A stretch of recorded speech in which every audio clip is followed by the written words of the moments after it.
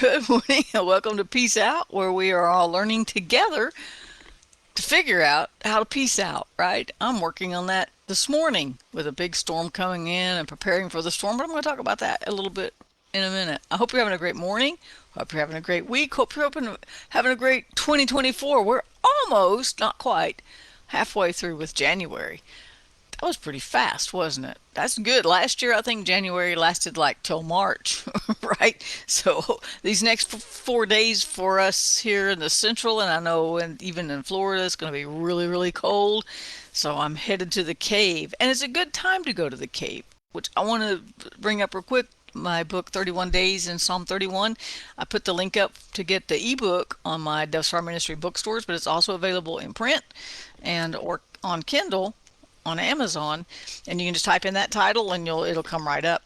But it's all about spending the cave time with God, because sometimes in our lives we find ourselves living in a cave. As a caregiver, I felt like I came into a cave. I'm out of the norm of society and things like that, and as I was preparing this morning, and I'm thinking, when I can't do groceries till tonight. Gotta go get Chris's meds today because I don't know if the aid will come tomorrow. I was thinking about how I'm going to cover all my windows this evening. Bring firewood in, and trying to figure out how we're going to stay warm, because this place is cold when it comes in from the north like that. I was getting all prepared, and I thought, you know, I'm kind of building my own little cave, and so it's going to be a nice time to spend time in the cave. And when I thought about the cave, I thought of the scripture which says, it's like spending 31 days with God in the cave, right? So God is in our cave when we have to withdraw, right? And during those times, and don't we have those times in our lives? Sometimes when it feels like we're living in a cave, we feel maybe secluded from others. We don't have the especially, like, remember back when COVID first hit and we had everything, all of our societal norms were just taken away, or we didn't go to work anymore, everything shut down, we were on lockdown. It was crazy, wasn't it? And one of the things we had to deal with was feeling like we were in a cave, right? We felt like we were cut off from the rest of the world, and we have those seasons sometimes where we feel like we're kind of in a cave off by ourselves. What a perfect time to just sit with God.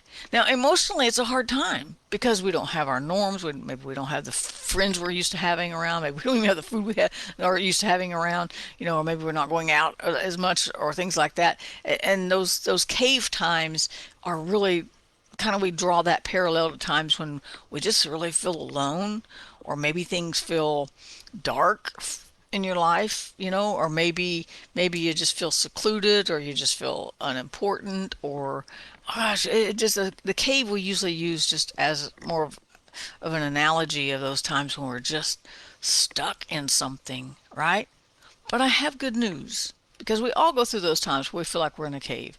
We go through those times. And so as I was preparing my apartment this morning for the cave for the next 4 days during this horrible, horrible cold front that's going to come through, I found myself in Psalm 119, and I don't even know how I got. Oh, I'm not okay. Yeah, and in verse 11 it says, "Your word I've hidden in my heart, that I might not sin against you."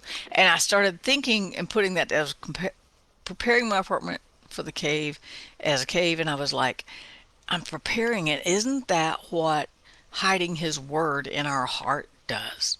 Right? It prepares our soul for those difficult seasons.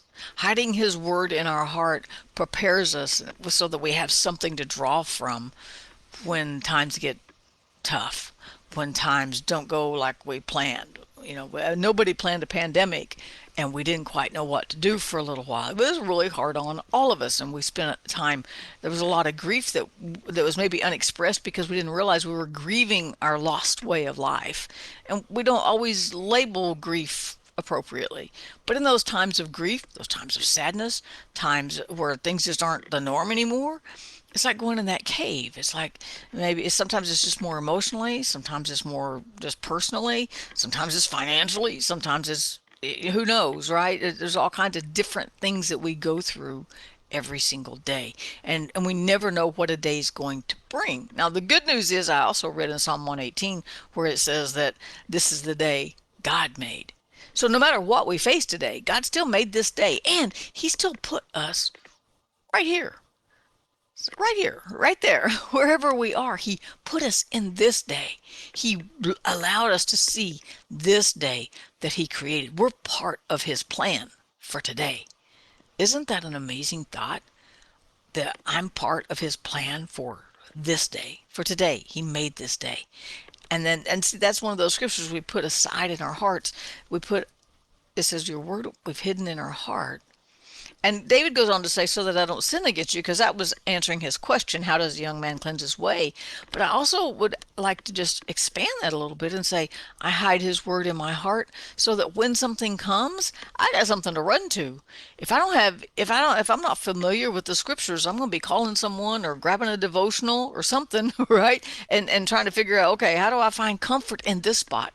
And so that's when we hide his word in our heart, then when something happens, we know where to run to. We know our peace out scriptures now. When we need peace, what do? John 14:27. God, Jesus gave me peace. That's how I hide his word. I hide his word there. I can quote Isaiah 26:3. He will keep me in perfect peace when my mind is stayed on him. Right? And so I have those things stored. I store his word in my heart so that when something happens, I got somewhere to run to. I got something to grab hold of. Right? And so as I was preparing my apartment, this sounds like a kind of a real simple analogy, but as I was preparing my apartment, because I know the bad weather's coming now, I'm the last couple of years we usually know a week or so in advance, so we know it's coming, and so now I know I can prepare. I want to get my apartment all prepared. Well, in life, we don't always know when something's coming. We don't have a life's weatherman, although we do know that in life we have different weather. In life, we never know when a phone call is going to disrupt our day or wake us up at night. Somebody's injured or somebody passed away or somebody needs our help, or we see a post on Facebook. We never know what a day's going to bring. So it's not as easy to navigate as knowing this cold weather is coming tonight about 10 o'clock. So I got to have everything done by then. But in life, we don't know that, right? And so it's so important for us to hide his word in our heart and to meditate on it every single day. And then when something comes, we already have bullets in our gun to defend ourselves. We already know that he gave us peace. This situation didn't take it away. That situation didn't drain it all out. We still have his peace. We have 2 Corinthians 12:9. My grace is sufficient. And he didn't give a list of things that it's sufficient for. It's just period, yes and amen. God's grace is enough for whatever does get put on my plate today, whatever does get taken off my plate today, for whatever does come my way or doesn't come my way. His grace is enough. And so we store these scriptures in our heart and then in our hearts. And then when something does come up, we got somewhere to run. I used to tell my youth group, don't wait until something bad happens to learn how to pray. Get to know God right now. Right this moment. This moment's perfect. Matter of fact, I'll see you later. No, kid, wait a second. Right. Well, you want to get to know God right now. Don't wait till there's something bad and then go, okay, God, I don't really know you and I don't really know your word, but I really need some help. It's okay. He'll hear you and he will meet you there. Right? But you don't know him. You don't know how much you can trust him with those deep wounds in your heart, in your spirit. You don't know the deep that you can give him those deepest emotions, and he won't condemn you. He won't say, "Oh, come back when you get that fixed." That he's going to meet you there. You won't know how much you can trust him. So I always told my youth group when I was youth pastor, get to know God right now. Get in the word now. Hide his word in your heart now. And get to know him now so that when something comes, you already know. Oh, he's already covered this. Matter of fact, he covered it before I got here. He covered it before it got to me. I'm already covered. I've already got enough grace. I've already got his mercies renew every morning, no matter what the temperature drops to.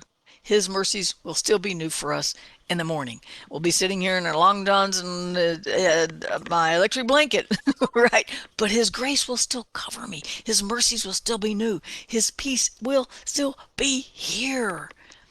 Get to know him. So hide his word in your heart. If you need help doing that, shoot me a message. I will help you do that.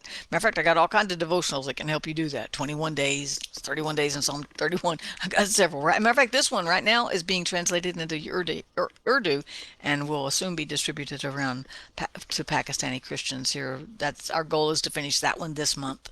And so that's pretty exciting. So don't be behind, right? So I encourage you again today, get to know God before the storm hits, so you know how much you can trust him when it gets cloudy outside. You don't think about the clouds. The other day it was real cloudy and cold a couple of days ago, and the clouds just parted and the sun came out. I said the sun came out. That's how we say it. The sun came out. The sun didn't come out. The sun didn't go nowhere. The sun was still there. I just couldn't see it for the clouds. So it was the clouds that parted, not the sun coming out, right? And sometimes clouds in our lives, obscure who God really is to us. It doesn't make the sun, like the clouds didn't make the sun not be there. The sun didn't say, well, I'll come back when it clears out. The sun was there. We just couldn't see how bright it was. We couldn't feel how warm it was. We couldn't see how illuminating it was and making the world shine and sing God's praise and glory, because we had the clouds were there. And life can be like that. And so I encourage you to get to know God while it's not cloudy, right? So that when it's cloudy, you'll trust it's still there. My experience has told me that even on the cloudiest, darkest days, the sun's still on the other side of the clouds. My experience has told me that. And when you get to know God, you'll know, even though it gets cloudy, he's still right there. I can't see exactly where he is, but I know he's there, and I can trust him, and I can trust him through this storm. So get your cave ready. Store his word in your heart so you have it to draw from when you need it, right? That's where you'll find his peace, his grace, his mercy. He loves you. Peace out. Have a great day. I'll see you tomorrow.